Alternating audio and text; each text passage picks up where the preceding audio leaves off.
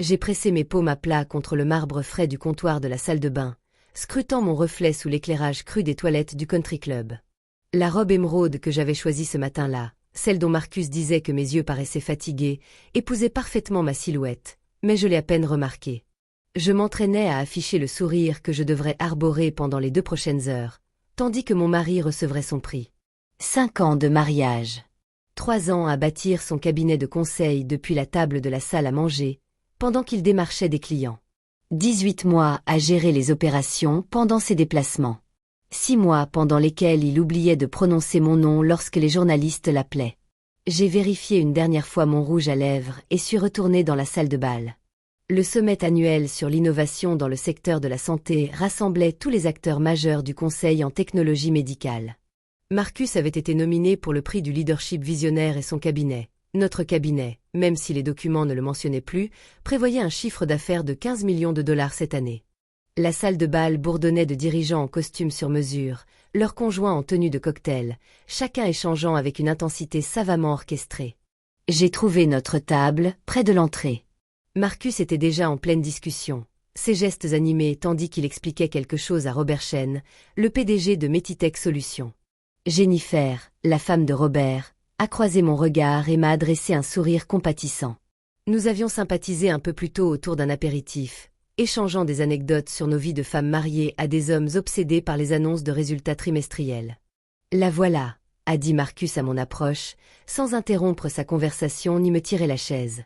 Bref, Robert, la clé résidait dans la restructuration de toute leur infrastructure de données patients. Ils perdaient énormément en efficacité. Je me suis assise en lissant ma robe. La salade est arrivée et j'ai bavardé avec Jennifer pendant que Marcus poursuivait son exposé passionné sur les stratégies de pénétration de marché et les méthodologies de conseil. J'avais déjà entendu ce discours. J'avais même participé à sa rédaction à l'époque où il me demandait encore mon avis sur les présentations clients. La remise des prix a commencé après le dîner. J'ai regardé 3 autres consultants être récompensés pour leurs innovations dans le domaine des technologies de la santé. Chacun d'eux a remercié son équipe, sa famille et ses mentors. Quand le nom de Marcus a été prononcé, j'ai applaudi avec les autres, le sourire aux lèvres. Il est monté sur scène, les projecteurs illuminant ses tempes de mèches argentées qu'il qualifiait désormais de distinguées plutôt que grises.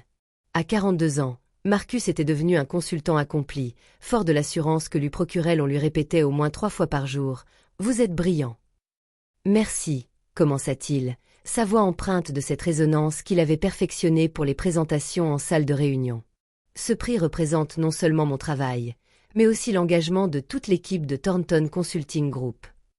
Mon nom de jeune fille, le nom de la société, reprenait mon nom de famille, celui sous lequel mon père avait bâti son cabinet médical pendant 30 ans avant son décès. Marcus avait souhaité l'utiliser car il sonnait plus prestigieux que le sien.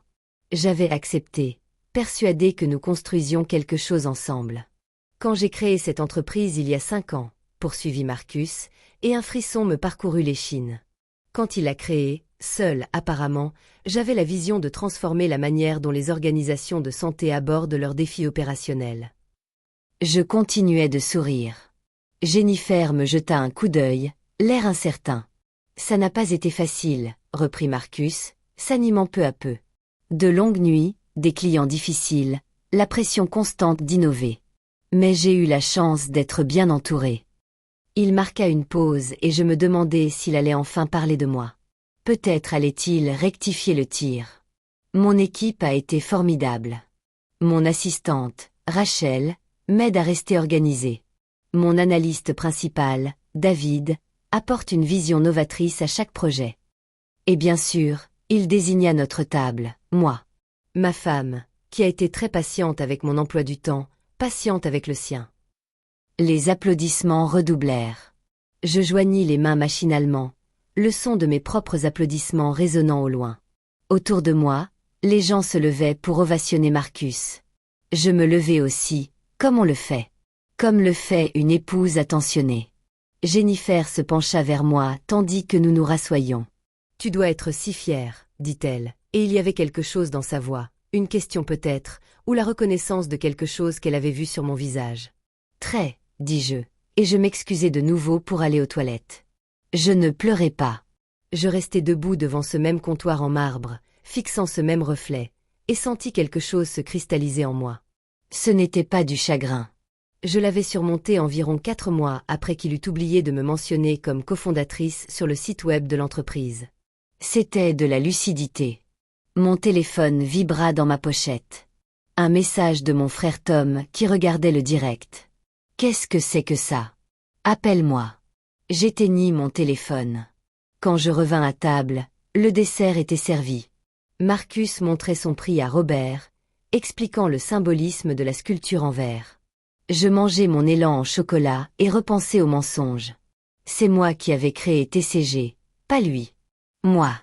J'ai utilisé l'indemnisation de l'assurance vie de mon père et mes propres économies, fruit de 6 années comme administrateur d'hôpital, pour fonder Thornton Consulting Group 3 mois avant même que Marcus ne quitte son poste chez Deloitte. Il était sceptique à l'idée de quitter la sécurité d'une grande entreprise. C'est moi qui avais affirmé que nous pouvions faire mieux, faire les choses différemment. J'avais décroché nos 3 premiers clients grâce à mon réseau d'administrateurs d'hôpitaux. J'avais développé notre méthodologie d'évaluation opérationnelle exclusive. J'avais recruté notre équipe initiale. Marcus était le visage de l'entreprise, celui qui présentait et argumentait, car il excellait dans ce domaine, mais j'en étais le pilier. À un moment donné, le récit a dévié. On a supposé qu'il en était à l'origine, et il a cessé de les corriger. Puis, il a complètement cessé de me mentionner dans l'histoire de la fondation. Et j'ai laissé faire, me disant que peu importait qui était crédité du moment que nous construisions ensemble quelque chose de réussi. Sauf que nous ne le construisions plus ensemble. Je me suis rendu compte qu'en le voyant recevoir les félicitations de table et de table de leaders du secteur, nous étions en train de bâtir son héritage. J'étais simplement patiente avec son emploi du temps. La soirée touchait à sa fin. Marcus était entraîné dans une conversation après l'autre, et je me suis laissé glisser vers le bar, un verre de vin à la main, sans vraiment l'apprécier. Jennifer m'y a trouvé. Je me souviens du succès fulgurant du cabinet de Robert, dit-elle doucement, sans me regarder. Soudain, je suis devenue la femme de Robert Chen au lieu d'être Jennifer Chen, architecte. C'est subtil au début. Je me suis tournée vers elle. « Que as-tu fait ?» Elle a souri, mais son sourire était triste. J'ai appris à l'accepter. Je me suis persuadée que son succès était notre succès, que peu importait qui était récompensé. Elle marqua une pause. J'essaie encore de m'en convaincre, en fait. Nous sommes restées là, silencieuses, un instant. Mais tu es plus jeune que je ne l'étais, ajouta Jennifer. Tu as le temps de faire d'autres choix. Marcus apparut à mes côtés avant que je puisse répondre. Prêt à partir. Je suis épuisée. Quelle soirée. Dans la voiture, il faisait défiler son téléphone, lisant les messages de félicitations. Robert veut qu'on déjeune la semaine prochaine. Il dit avoir un projet important qui pourrait être parfait pour nous. Il leva les yeux. Tu as passé un bon moment, Marcus. Ma voix me paraissait étrange, à la fois forte et lointaine. Quand tu as raconté l'histoire de la création de la boîte il y a 5 ans, ce soir, le récit des origines passe mieux s'il est simple, m'interrompit-il sans lever les yeux de son téléphone. Tu sais comment ça marche. Les gens veulent une histoire claire. Un fondateur visionnaire repère une opportunité, prend des risques et bâtit le succès. C'est plus simple que d'expliquer toute cette histoire de partenariat. Ce partenariat, tu vois ce que je veux dire ? Il leva les yeux. Son expression trahissait une légère irritation face à cette conversation. Ce n'est pas que tes contributions ne soient pas importantes, mais dans le secteur, en termes de leadership d'opinion, il est plus logique que je sois considéré comme le fondateur. De toute façon, tu as toujours été plus à l'aise en coulisses. Je regardais les réverbères défiler par la fenêtre. Je ne me suis jamais sentie aussi à l'aise en coulisses. C'est toi qui étais plus à l'aise avec moi. Ce n'est pas juste, dit-il d'un ton plus sec. J'ai travaillé incroyablement dur pour construire cette entreprise. Ce n'est pas parce que je suis sur scène que ton travail est moins important. Tu t'occupes des opérations. Je m'occupe de la vision et de la stratégie. C'est comme ça que fonctionnent les partenariats. J'ai développé notre méthodologie. Grâce à ma connaissance du marché du conseil, j'ai décroché nos premiers gros clients. Grâce à mon réseau, certes, mais c'est moi qui les ai fidélisés. J'ai créé la société avec mes propres fonds. On peut discuter du capital de départ, mais c'est moi qui l'ai développée jusqu'à ce qu'elle devienne ce qu'elle est aujourd'hui. Il posa son téléphone, la mâchoire serrée. Pourquoi fais-tu ça ce soir? Je viens de remporter un prix important. Tu ne peux pas simplement te réjouir pour moi? Je me tournai pour le regarder en face dans la pénombre de la voiture. Son visage était à moitié dans l'ombre. Quand as-tu cessé de nous considérer comme une équipe? C'est exagéré. Depuis quand mes contributions sont-elles devenues invisibles à tes yeux? Elles ne sont pas invisibles. Elles sont juste différentes des miennes. Et franchement, Claire, cette insécurité n'est pas séduisante. Je pensais que tu avais dépassé ça. Dépassé ça. Comme si le désir de reconnaissance pour la création d'une entreprise était une chose à surmonter, comme une mauvaise coupe de cheveux ou une peur d'enfance. Nous avons fait le reste du trajet en silence. À la maison, Marcus est allé directement à son bureau pour répondre à ses courriels. Je suis resté debout dans notre salon, celui avec les meubles que j'avais choisis, dans la maison que j'avais insisté pour que nous achetions lorsque l'entreprise a atteint son premier $1 million de chiffre d'affaires, et j'ai ressenti tout le poids de mon invisibilité. J'ai sorti mon ordinateur portable et j'ai commencé à consulter des documents que je n'avais pas ouverts depuis des mois. Les statuts originaux de Thornton Consulting Group. J'étais mentionnée comme fondatrice et PDG. Marcus était mentionné comme cofondateur et directeur des opérations. Quand cela avait-il changé? J'ai ouvert le site web de notre entreprise. La page « À propos » racontait l'histoire de Marcus. Le fondateur, Marcus Reed, a vu une opportunité de révolutionner le conseil en santé. Mon nom apparaissait 3 paragraphes plus bas. Claire Thornton Reed est directrice des opérations. J'ai vérifié les signatures de notre accord d'exploitation déposé il y a 2 ans, lorsque nous avons accueilli des investisseurs extérieurs. Mon titre avait été changé en directeur des opérations. Marcus était mentionné comme fondateur unique et PDG. Je l'avais signé. Je me souvenais l'avoir signé. En réalité, Marcus était pressé d'aller dîner avec un client.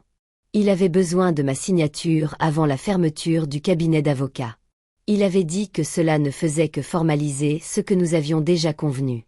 Sauf que je n'avais jamais consenti à être effacé de l'histoire de la fondation. J'ai passé les 4 heures suivantes à éplucher chaque document, chaque dossier, chaque contrat. La situation s'est éclaircie. Lentement, méthodiquement, mon rôle avait été réduit sur le papier. Et comme j'étais tellement concentré sur la gestion de l'entreprise, sur la satisfaction de nos clients et le bon fonctionnement de notre équipe, je ne l'avais pas remarqué, ou bien je l'avais remarqué, mais je m'étais dit que ce n'était pas grave.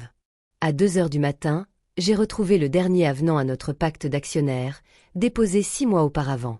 Ma participation avait été diluée de 40% à 25% suite à une restructuration du capital. Je ne me souvenais pas l'avoir approuvé. Ma signature figurait sur le document, mais je ne me souvenais pas l'avoir signé. Je suis resté longtemps à fixer cette signature. J'ai alors pris une photo avec mon téléphone et les comparé à ma signature sur d'autres documents. Quelque chose clochait. La boucle sur la mer était différente. L'inclinaison du R n'était pas tout à fait correcte. J'ai vérifié la date de dépôt. 6 mois plus tôt, j'étais à Chicago pendant une semaine pour gérer une urgence client majeure à leur siège. Marcus avait eu accès à tous nos dossiers, seul. La froide lucidité de tout à l'heure s'est muée en quelque chose d'autre, de décisif.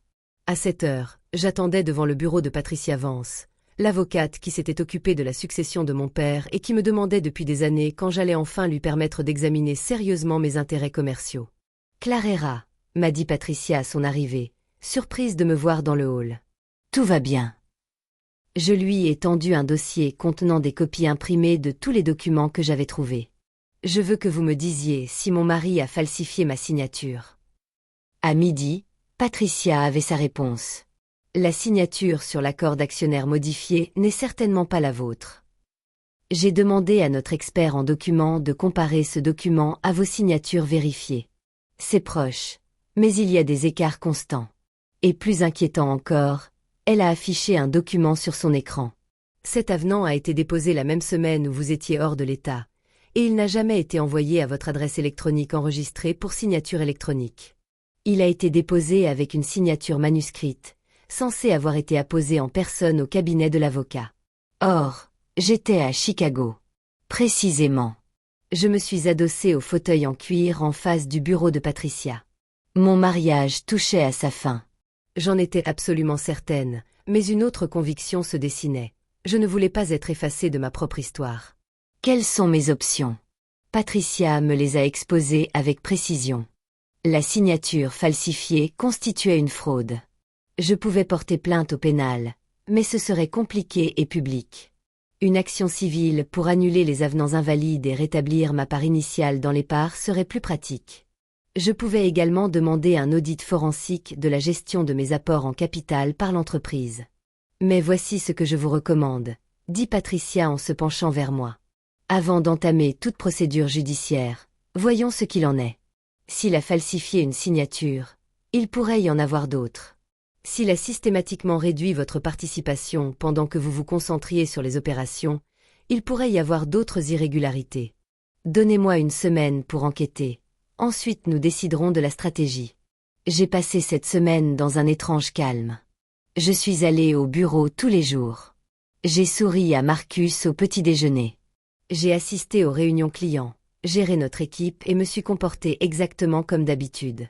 Mais le soir, je rassemblais des documents. Chaque email où j'avais développé une méthodologie, chaque proposition client que j'avais rédigée, chaque décision opérationnelle que j'avais prise, chaque recrutement que j'avais effectué, chaque processus que j'avais créé. J'ai constitué un dossier de mes contributions, et il était conséquent. Patricia m'a appelé vendredi soir. Tu dois venir à mon bureau.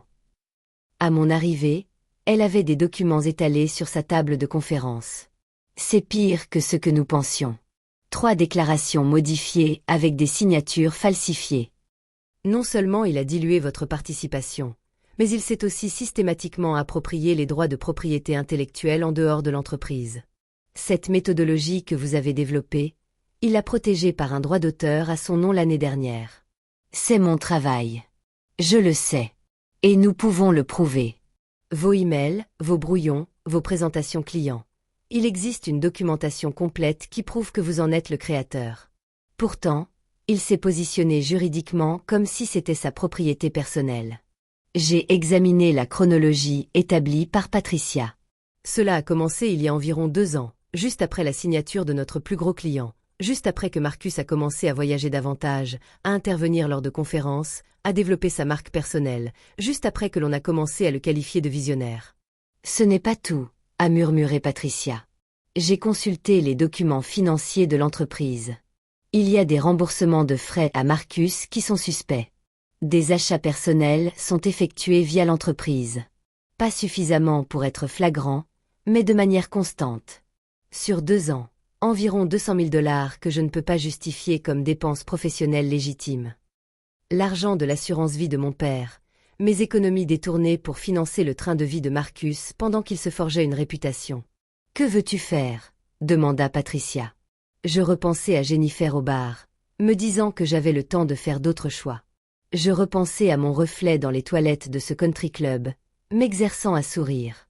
Je repensais à Marcus sur scène, recevant un prix pour avoir construit quelque chose que j'avais en réalité construit. Je veux sortir de l'ombre, dis-je. Patricia sourit. Ce n'était pas un sourire bienveillant. C'était le sourire d'une avocate qui venait de se voir confier une affaire en or. Alors faisons du bruit. Nous avons commencé par une mise en demeure remise à Marcus à son bureau, lundi matin.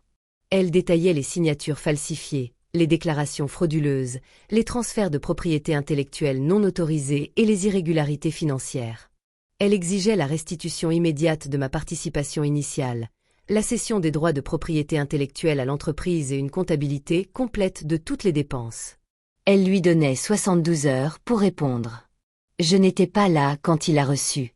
J'étais dans le bureau de Patricia, en train de rédiger une note détaillée à l'attention de notre conseil d'administration et des 3 investisseurs extérieurs qui avaient injecté de l'argent dans TCG 18 mois auparavant. La note expliquait tout, mon rôle dans la fondation de l'entreprise, la suppression systématique de mes contributions et les preuves de fraude. Je l'ai envoyé à midi. À 14 heures, mon téléphone sonnait. Marcus. J'ai décliné l'appel. Puis Robert Chen, notre président du conseil d'administration. J'ai répondu. Claire, dit Robert prudemment. Je viens de recevoir une note très inquiétante. J'imagine. Ce sont des accusations graves. Ce sont des faits avérés. Patricia Vance est prête à fournir des preuves de tout ce que j'ai déclaré. Un long silence s'ensuivit. Marcus dit qu'il y a un malentendu, que vous êtes contrarié par une affaire personnelle et que vous confondez cela avec des questions professionnelles. Robert, il a falsifié ma signature sur des documents de l'entreprise. Ce n'est pas une affaire personnelle. Nouveau silence. Le conseil d'administration doit se réunir. Séance d'urgence. Pouvez-vous être disponible demain matin? Je serai là. Marcus est rentré ce soir-là et j'étais prête. J'avais emménagé dans la chambre d'amis plus tôt, préparant un sac avec mes affaires essentielles. J'avais changé les mots de passe de tous mes comptes personnels. J'avais ouvert un compte bancaire séparé et transféré mes fonds personnels. Il m'a trouvé dans le bureau à domicile, celui qui était censé être le nôtre, mais qui était peu à peu devenu le sien. Tu es allé voir le conseil d'administration, a-t-il dit. Sa voix était dangereusement basse. Oui, avec des accusations sans m'en parler d'abord.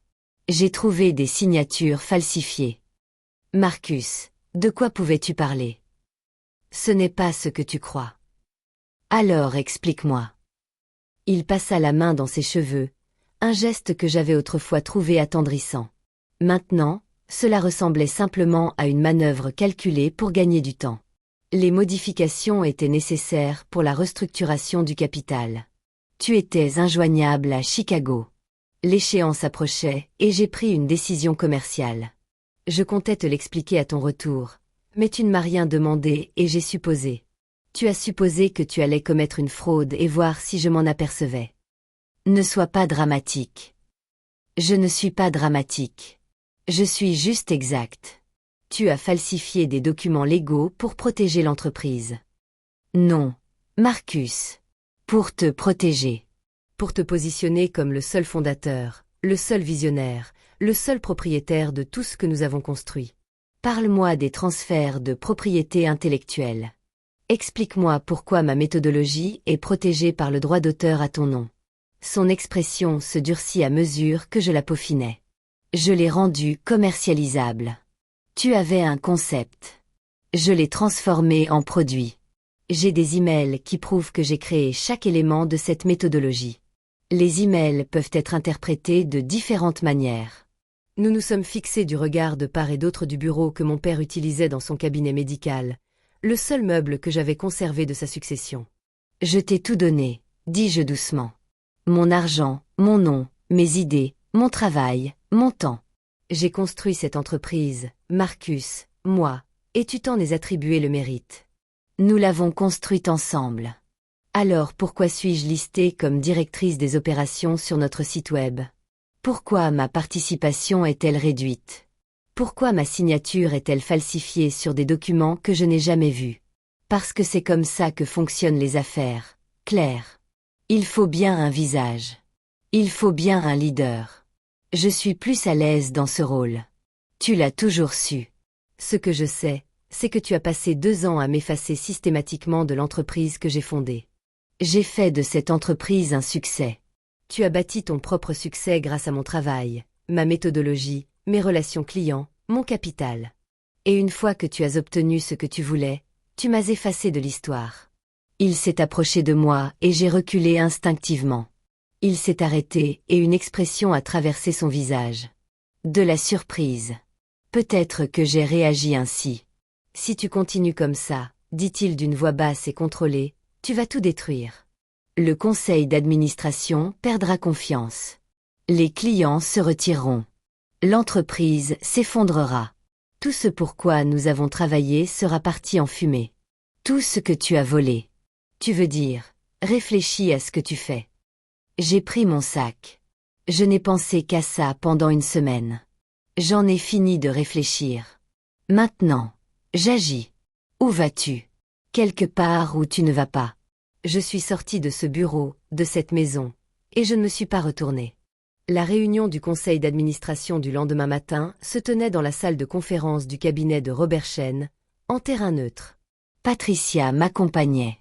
Marcus est arrivé avec son propre avocat. Mais, fait notable, il ne s'agissait pas du cabinet qui gérait les affaires juridiques de TCG. Robert a ouvert la séance. Nous sommes réunis pour examiner les allégations de Claire et déterminer les prochaines étapes. Claire, souhaitez-vous présenter vos preuves? Je me suis levée, et Patricia a activé l'écran. Nous avons tout passé en revue méthodiquement. Les documents de constitution me désignant comme fondatrice et PDG, la chronologie des modifications apportées aux documents qui réduisaient mon rôle, l'analyse forensique des signatures falsifiées, le dépôt de droits d'auteur pour IP, et les dépenses douteuses. L'avocate de Marcus a tenté d'interrompre à plusieurs reprises, mais Robert a levé la main. Qu'elle termine. Une fois mon exposé terminé, j'ai regardé Marcus droit dans les yeux. Il évitait mon regard. Ce ne sont pas des allégations. J'ai dit. Ce sont des faits, et je tiens à être clair sur ma demande. Je veux que ma participation initiale au capital soit rétablie. Je veux que mon statut de cofondateur soit officiellement reconnu. Je veux que la propriété intellectuelle soit attribuée à l'entreprise à laquelle elle appartient. Et je veux un audit complet des finances de l'entreprise. C'est déraisonnable, commença l'avocat de Marcus. Mais Robert l'interrompit. En réalité, cela semble tout à fait raisonnable compte tenu de ce que nous venons de voir. Marcus, contestez-vous certains éléments de preuve? Marcus regarda son avocat qui lui chuchota quelque chose. Puis il se tourna vers le conseil d'administration. Les documents modifiés étaient des décisions commerciales nécessaires prises dans le cadre d'une restructuration urgente. Toute irrégularité de signature était une erreur administrative involontaire. Les questions de propriété intellectuelle sont une question d'interprétation. J'ai développé cette méthodologie après le cadre initial de Claire et toutes les dépenses sont liées à l'activité. Je peux fournir des documents supplémentaires. Falsification de signature involontaire, dit Patricia d'un ton sceptique. C'est une défense intéressante. Robert regarda les deux autres membres du conseil d'administration, qui étaient restés silencieux pendant toute la présentation. Nous devons en discuter en privé, au sein du conseil d'administration. Nous nous réunirons ensuite pour formuler des recommandations. Nous avons fait une pause d'1 heure. J'étais assis au café de l'immeuble avec Patricia, à boire un café dont je ne sentais pas le goût. Quoi qu'il arrive, Patricia a dit, « Tu as déjà gagné quelque chose. Tu n'es plus invisible. » À notre retour dans la salle de conférence, Robert avait l'air sombre. Le conseil d'administration a examiné les preuves et consulté notre service juridique. Voici nos décisions, applicables immédiatement. Premièrement, Marcus est suspendu de ses fonctions de PDG le temps d'une enquête approfondie. Deuxièmement, CLA est réintégré en tant que cofondateur et PDG par intérim. Troisièmement, tous les documents modifiés comportant des signatures douteuses seront annulés et redéposés avec les autorisations requises. Quatrièmement, un audit financier de l'entreprise sera réalisé. Et cinquièmement, si l'enquête confirme la fraude, le conseil d'administration engagera les poursuites judiciaires appropriées. Marcus s'est levé brusquement. Vous ne pouvez pas faire ça. Nous le pouvons et nous le faisons. Robert dit, ce sont des affaires graves, Marcus. Des signatures falsifiées sur des documents d'entreprise pourraient engager la responsabilité du conseil d'administration. Nous avons le devoir fiduciaire d'enquêter. C'est à cause de sa vengeance personnelle. C'est à cause de preuves, l'interrompit Robert. Des preuves qui nous inquiètent profondément. Vous êtes suspendu avec maintien de salaire le temps que nous réglions cette affaire. Si l'enquête vous disculpe, nous discuterons de votre réintégration. Sinon, il laissa la question en suspens. L'avocat de Marcus se pencha et murmura d'un ton pressant. Marcus prit sa mallette et sortit sans un mot de plus. Après son départ, Robert se tourna vers moi. Je suis désolé que nous n'ayons pas remarqué cela plus tôt. Lorsque Marcus a présenté la restructuration, nous avons cru qu'il avait approuvé tout. Il est très convaincant, dis-je. Jennifer Chen avait dit cela depuis l'embrasure de la porte. Je ne l'avais pas remarqué. Il était très convaincant. Mais certains d'entre nous apprennent à voir au-delà des apparences. L'enquête a duré 3 semaines. Pendant 3 semaines, j'ai dirigé TCG depuis le bureau du PDG qui aurait dû être le mien depuis le début. 3 semaines pendant lesquelles notre équipe a découvert la vérité sur qui avait construit quoi. 3 semaines pendant lesquelles plusieurs clients importants m'ont contacté pour me dire qu'ils avaient toujours travaillé principalement avec moi et qu'ils étaient soulagés de me voir aux commandes. 3 semaines pendant lesquelles Marcus a engagé un cabinet de gestion de crise et a commencé à donner des interviews sur les difficultés de mêler vie professionnelle et vie privée, et sur la façon dont des problèmes personnels avaient engendré des malentendus regrettables.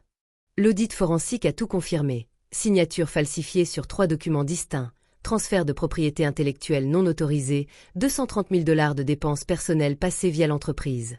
Et une chose que nous n'avions pas découverte. Il avait discuté avec un concurrent de la vente du fichier client et de la méthodologie de TCG. Mon fichier client. Ma méthodologie.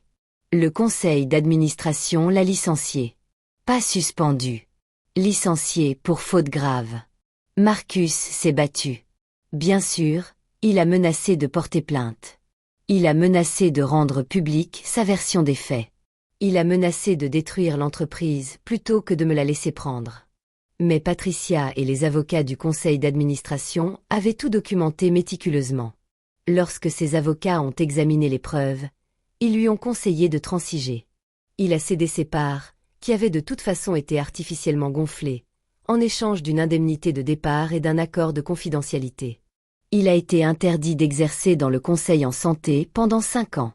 Les droits de propriété intellectuelle ont été cédés à TCG, avec moi comme créatrice initiale. J'ai racheté ses parts de la maison sur mes propres deniers. Patricia s'est assurée que chaque bien soit correctement partagé, chaque compte commun clôturé et chaque lien juridique rompu. 6 mois se sont écoulés entre cette soirée du dîner de remise des prix et le jour où notre divorce a été prononcé. 6 mois à être traitée de vindicative, d'aigre, de jalouse, de difficile. 6 mois où les amis de Marcus et certains de nos clients communs ont pris son parti, croyant à son histoire d'une femme incapable de supporter son succès. Mais 6 mois durant lesquels j'ai aussi reconstruit quelque chose, non seulement TCG, qui a connu une croissance de 20% dès ma première année de direction, mais aussi moi-même. J'ai recruté une nouvelle équipe dirigeante, en intégrant des femmes talentueuses qui avaient été sous-estimées dans leurs entreprises précédentes.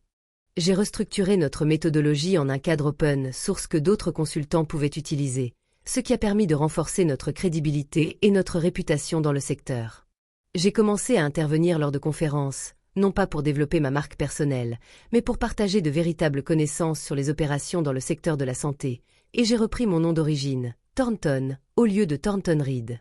1 an après ce dîner de gala, j'ai été invité à prononcer un discours d'ouverture au même sommet sur l'innovation dans le secteur de la santé.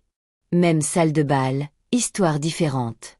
Debout sur scène, face à ces dirigeants, consultants et leaders d'opinion, je leur ai dit la vérité. Pas sur Marcus en particulier. L'accord de confidentialité me l'interdisait. Et puis, de toute façon, il n'était pas question de lui. Je leur ai expliqué combien il est facile de devenir invisible, même pour soi-même. Combien les pas sont petits entre le rôle d'une simple membre d'une équipe, celui de « je suis le visage de l'entreprise », celui de « elle gère les opérations », et enfin celui de « elle est juste patiente avec mon emploi du temps ». Je leur ai parlé de reconstruction, d'apprendre à reconnaître ses propres contributions, de refuser d'être effacé de sa propre histoire. Puis j'ai parlé de méthodologie, de cadres opérationnels, du vrai travail de transformation des systèmes de santé, le travail que j'avais toujours accompli, celui dont j'avais laissé d'autres s'attribuer le mérite. À la fin de mon intervention, les applaudissements ont été nourris. Mais surtout, 7 femmes sont venues me parler en privé. 7 femmes qui racontaient chacune leur propre version de la même histoire.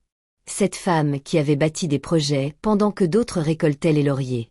J'ai commencé à les rencontrer régulièrement, pas dans le cadre d'un programme de mentorat formel, juste autour d'un café. Ces conversations ont débouché sur autre chose. Un cabinet de conseil spécialisé dans l'accompagnement des femmes entrepreneurs et dirigeantes pour protéger leurs contributions, documenter leur travail et s'assurer qu'ils ne soient pas effacés. Jennifer Chen était l'une de ces 7 femmes. Elle est venue me voir 6 mois après ma conférence. Je quitte Robert, m'a-t-elle dit. Ou plutôt, je veux qu'il reconnaisse aussi ce que j'ai construit. Notre entreprise, notre portefeuille immobilier, notre stratégie d'investissement. C'est moi qui ai fait tout ça. Il était juste plus doué pour en parler. Qu'est-ce qui a changé, lui ai-je demandé. Elle a souri. Je t'ai vu sortir de l'ombre. J'ai compris que je le pouvais aussi. 2 ans après ce dîner de remise de prix, TCG était valorisé à 42 millions de dollars. J'étais mentionnée comme fondatrice et PDG sur tous les documents, tous les sites web, tous les supports marketing. Ma méthodologie était enseignée dans 3 écoles de commerce. J'avais été interviewée par Harvard Business Review, Forbes et Healthcare Executive. Mais rien de tout cela ne constituait la véritable victoire. La vraie victoire était plus simple. J'avais cessé de m'entraîner à sourire devant le miroir. J'avais cessé de laisser quiconque me dire que j'étais plus à l'aise dans l'ombre. J'avais cessé d'être patiente avec les récits que les autres faisaient de ma vie. J'étais enfin visible à mes propres yeux. Et j'avais appris une leçon importante. Parfois, reprendre le contrôle de sa vie n'est pas une question de vengeance, ni même de justice, même si ces 2 aspects comptent. Parfois, il s'agit de refuser de disparaître. Il s'agit de rayonner de sa propre lumière et de dire clairement et calmement.